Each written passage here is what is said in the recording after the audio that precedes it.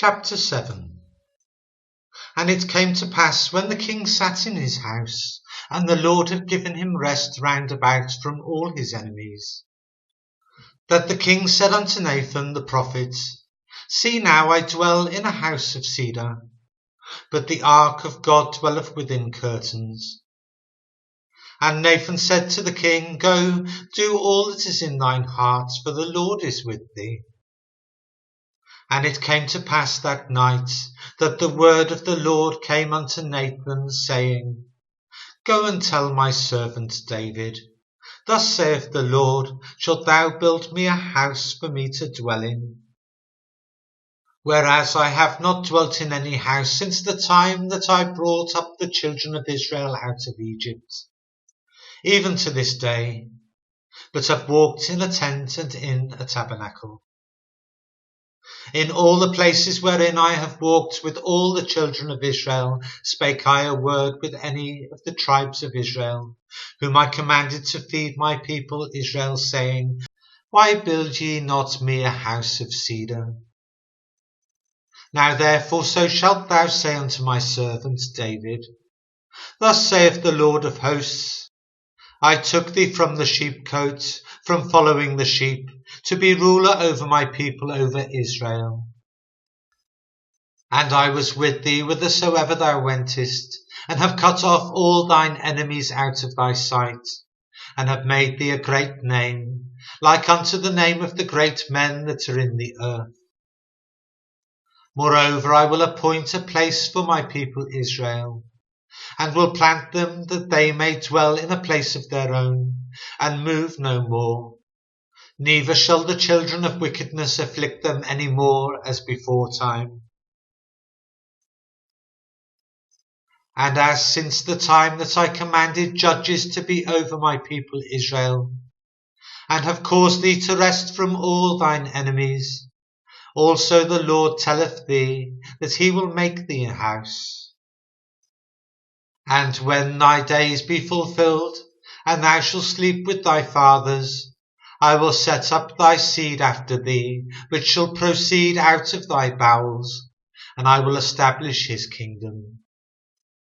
He shall build a house for my name, and I will establish the throne of his kingdom forever.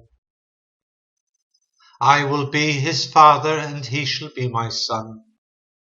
If he commit iniquity, I will chasten him with the rod of men, and with the stripes of the children of men.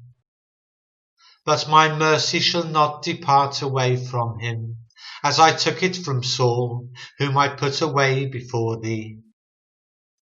And thine house and thy kingdom shall be established forever before thee. Thy throne shall be established forever. According to all these words, and according to all this vision, so did Nathan speak unto David. Then went King David in, and sat before the Lord. And he said, Who am I, O Lord God, and what is my house, that thou hast brought me hitherto? And this was yet a small thing in thy sight, O Lord God, but thou hast spoken also of thy servant's house for a great while to come. And is this the manner of man, O Lord God? And what can David say more unto thee? For thou, Lord God, knowest thy servant. For thy word's sake, and according to thine own heart, hast thou done all these great things, to make thy servant know them.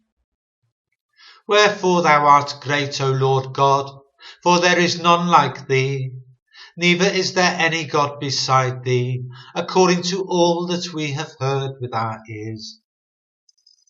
And what one nation in the earth is like thy people, even like Israel, whom God went to redeem for a people to himself, and to make him a name, and to do for you great things and terrible for thy land before thy people, which thou redeemest to thee from Egypt, from the nations and their gods.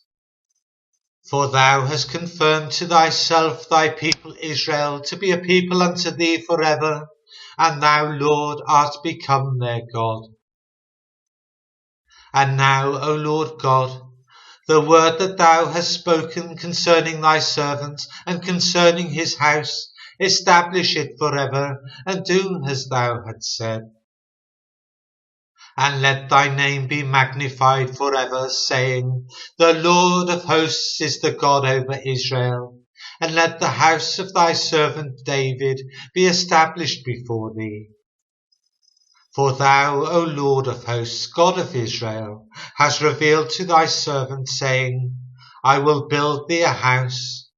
Therefore hath thy servant found it in his heart to pray this prayer unto thee. And now, O Lord God, thou art that God, and thy words be true, and thou hast promised this goodness unto thy servant. Therefore now let it please thee to bless the house of thy servant, that it may continue forever before thee.